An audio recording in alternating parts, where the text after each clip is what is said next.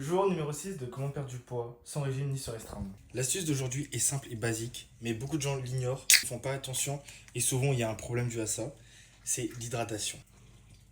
L'hydratation, c'est l'une des choses les plus importantes et les plus pourtant sous-cotées. L'hydratation, d'une, peut être un coupe-faim naturel. Des fois, quand on s'ennuie, on a l'impression qu'on a faim alors que juste on a soif. Boire de l'eau efficacement tout au long de la journée peut stimuler le métabolisme, améliorer la digestion. Bien évidemment, avec le conseil précédent que j'ai donné, les boissons zéro peut réduire des calories liquides. Bien sûr, on a de l'eau, des boissons zéro calories, des boissons faibles en sucre, des boissons faibles en calories. Il existe plein de types de boissons différents, d'eau, plats, pétillantes, gazeuses. Voilà. Maintenant, dans le monde du sport aussi, l'hydratation est super importante, que ce soit pour les performances, pour l'endurance, pour les groupes musculaires. Il y a plein de bienfaits. C'est l'un des besoins les plus vitaux. La quantité recommandée est entre 1,5 et 2 litres. Pourtant, la plupart des personnes, je suis sûr, qui vont regarder ce TikTok se reconnaissent et ne boivent à peine que un verre par jour, voire deux. Ils peuvent rester toute la journée sans boire de l'eau.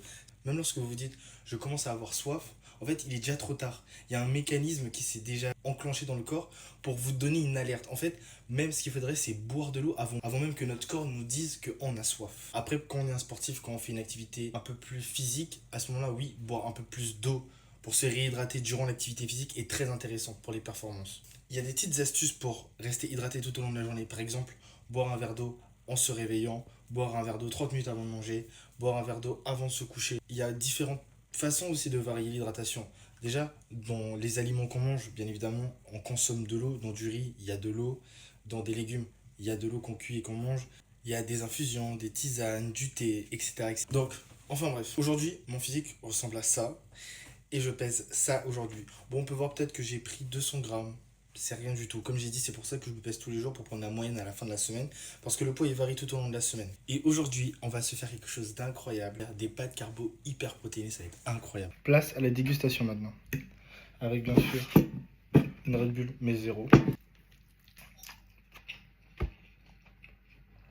Je suis bon de fou. Moi, je l'ai fait, je pensais pas que ça serait aussi bon, sincèrement. Je pense que je mettrais ce plat un 10 sur 10. C'était incroyable. Voilà, ça sera tout pour le jour numéro 6 et à tout pour le jour numéro 7.